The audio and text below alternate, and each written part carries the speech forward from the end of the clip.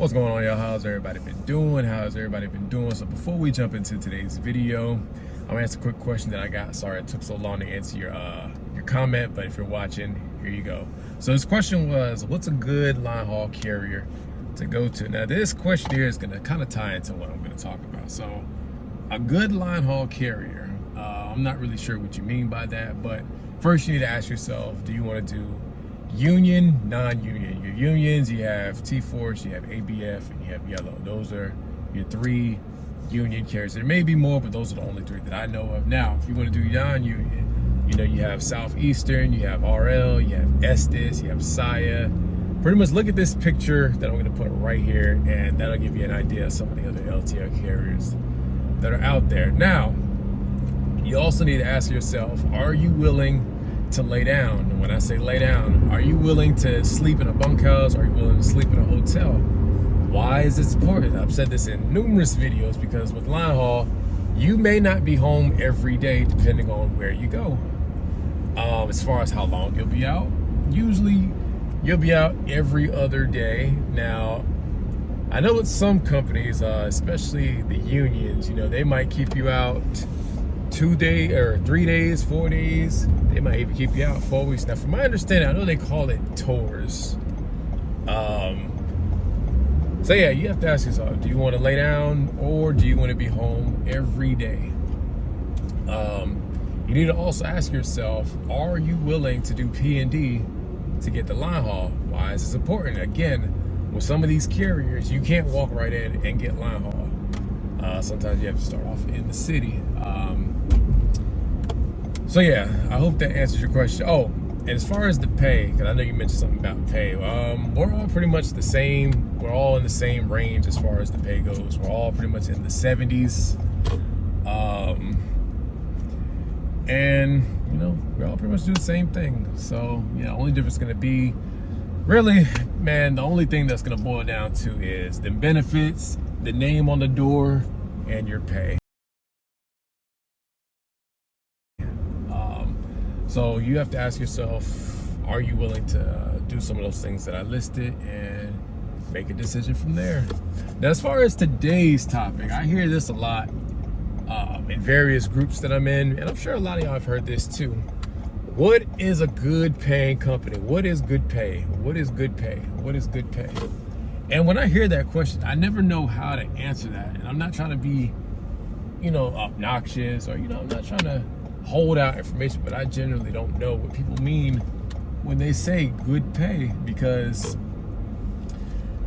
I believe in this, you know, what works for me may not work for you, and what works for you may not work for me. And where I'm getting at is, you have to ask yourself, does it make sense? You know, is $1,000 a week enough for you? Is $1,700 enough for you? You know, it might work for you, but it may not work for me. So I encourage you, you know, to look at your bills, look at your finance, look at your household, and ask yourself, does it make sense? You know what's enough for you, and you know what's not. You know, so you don't really need somebody to tell you what's good pay and what's not good pay, because again, $1,800 a week might work for me, but $1,800 may not work for you, if that makes sense. And again, I'm not trying to be rude, but I'm just being honest with you. You know, you just have to look at it like that. And another thing I wish a lot of people would stop doing is stop basing your decision on a company based on somebody's settlement.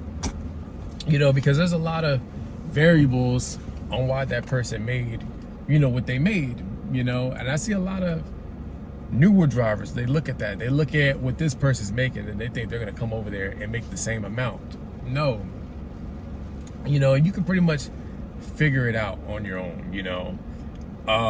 If you're going the mega carrier route, you know, look at the CPM. Like, let's just say they're offering, let's just say they're offering 55 cents, okay? On the high end, let's just say you run 3,000 miles a week. You know, you can do simple math, calculate that. You know, if you're trying to go LTL, you know, let's say the company's offering 33 something dollars an hour, okay? Now let's just say on a good week, you work 55 hours, you know, you can calculate that. If you want to go the line haul route, you know, let's say they're paying 79 cents for solos, okay? And your bid run is, let's just say your bid run is 2,800 miles a week, okay? You can add that up and calculate how much you're gonna make annually. So you don't have to rely on Facebook or other people to tell you what's good money. Again, look at your finances, look at all your expenses, look at what that company's offering and ask yourself, does it make sense? Make your decision based on that. Now, of course, you know, you can add in the little incentives like overtime and all those other things if that particular company offers that.